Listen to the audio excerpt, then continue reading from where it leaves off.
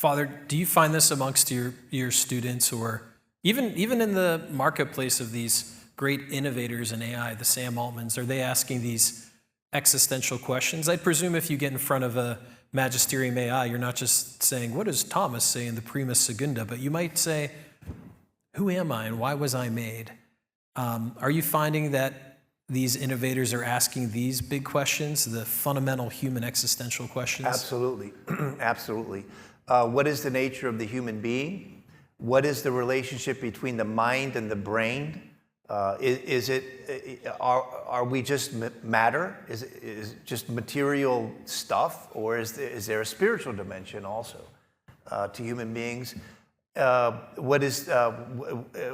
engineer at Google asked me what was the purpose of the universe, and I didn't expect. I thought we were going to talk about AI, and he says we are. What is the purpose of the universe? Many people ask me if this is the will of God. Are we doing the right thing? Is this part of God's plan? And I answer yes. This is part of God's plan. An AI is a creation of human beings.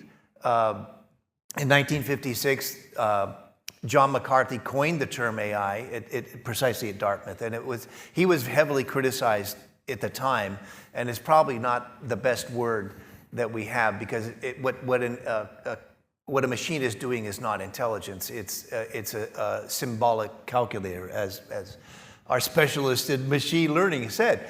And yet this is something that I'm convinced that God allowed to happen for our benefit. And it will be used for our benefit. Sometimes people are afraid, and a lot of important people have already sounded the alarm. Stephen Hawking, before he died, said that AI can destroy all of humanity. Elon Musk gave a talk at MIT saying that AIs are worse than nukes. Bill Gates also sounded the alarm, saying if we're not careful, everybody will be destroyed. And my favorite is Eliezer Yudkowsky, one of the pioneers of artificial intelligence, who wrote an op-ed article in Time magazine. And if you Google Yudkowsky, Yudkowsky, Time magazine, you'll find the article, and I suggest that you read it because it's an eye-opener. And at the end, he says AI is capable of destroying every human being on the planet. When I was in San Francisco with Cardinal Turkson, we attended a very kind of elite, secluded dinner with Tristan Harris and Asa Raskin. And Matthew knows Tristan also very well. And Steve Wozniak was there, Eric Schmidt was there, Sam Altman sent a video. So it was in San Francisco, so obviously you have all these people. And Eliezer Yudkowsky was there, and he was like a giant. And so Max Tegmark formulated this open letter asking for a 6-month moratorium on AI development. You may remember this.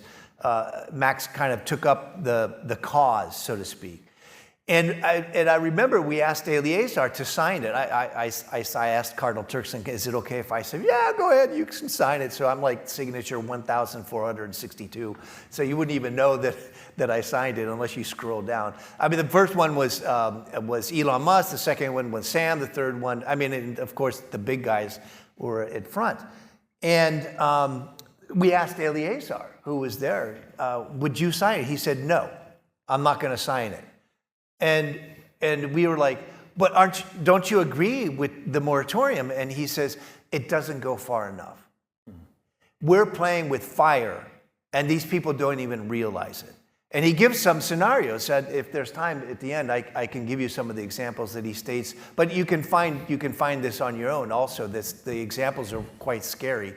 And when I asked Sam, I said, what's your greatest concern about the AI that you're developing? And he said that it could be used by the wrong people, by malevolent actors.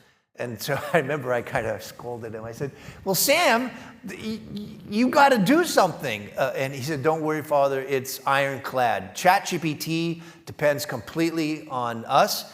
and we can't get hacked, and it can't be used, poorly. So at least that's what he has said, and it's gone on record. But the fact that Eleazar did not sign the letter is very telling. And at the end, he says, we need to stop this, period, now, period. And that raised a lot of eyebrows. The first, of course, was Max Tegmark, who teaches machine learning at MIT. He's one of the original pioneers in that also. And he was distraught over the fact that Eleazar did not. And we all were there trying to convince him, Eleazar, look, people are going to wonder why you did. And he says, let them wonder. The risks are just too high. And Matthew can speak to this also. He's very aware of the risks, and he's taking the right steps to make sure that it doesn't get out of our hand. This is called the alignment problem, and Matthew's very concerned also with this, as the other people involved in the industry are as well. So I think it is allowed by God, just like God allows things that we create and things that we do. Does that mean that everything is going to be fine and we don't have to worry? No. We have to be responsible. We have to be attentive, and we have to be aware of the risks.